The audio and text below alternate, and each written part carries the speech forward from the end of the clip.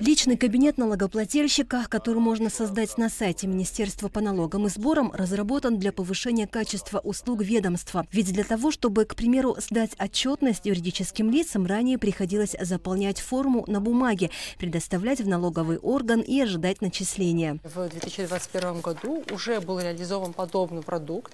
Это личный кабинет индивидуального предпринимателя.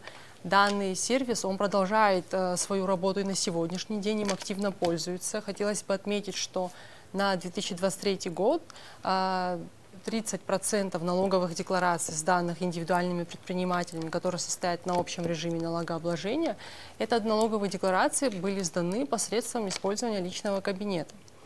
Также мы подметили для себя, что эти 30% пользователей личного кабинета, они являются постоянными пользователями, то есть налогоплательщик, который единожды сдал декларацию через личный кабинет, он остается постоянным пользователем, не возвращается к предыдущей форме сдачи отчетности, то есть не сдает ее лично в инспекцию, а сдает ее онлайн, не выходя из дома. В будущем у нас планируется, что данный личный кабинет налогоплательщика, он будет единой платформой для всех категорий налогоплательщиков. Наряду с тем, что данная услуга позволяет решать ряд задач в режиме онлайн, декларация еще и интеллектуальная. Главный инспектор управления информационных технологий министерства Тенгиз Ангваб в пресс-центре абхазского телевидения рассказал подробно о преимуществах нововведения. Здесь такую немалую работу берет на себя машина, которая будет рассчитывать те или иные показатели.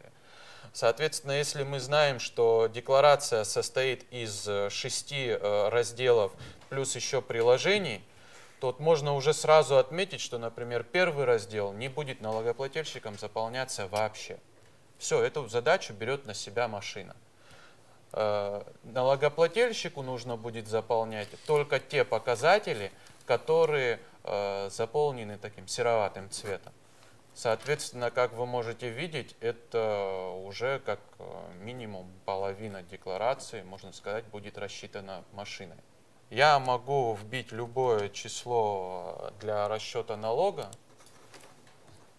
и в дальнейшем от того, что я заполню всего лишь 2 строки, уже заполняется и сумма налога, заполняется первый раздел.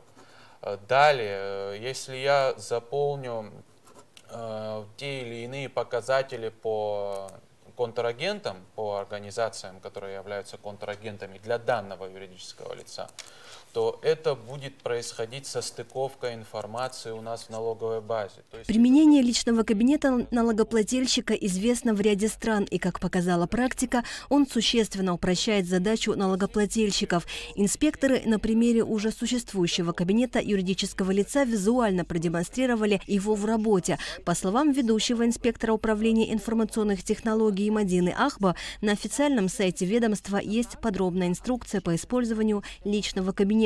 Таким образом, желающие упростить налоговые операции могут ознакомиться с тем, как просто и удобно заполнять декларации онлайн. Более того, личные данные пользователей будут под многоступенчатой защитой. В личном кабинете налогоплательщика на данный момент доступны такие разделы: сдача налоговой декларации по налогу на добавленную стоимость и просмотр карточки лицевого счета. Инспекторы ведомства уточнили, что введенные новшества в технологических функциях сайта являются лишь предложением для налогоплательщиков, а не обязательством. Асида Малия, Абхазское телевидение.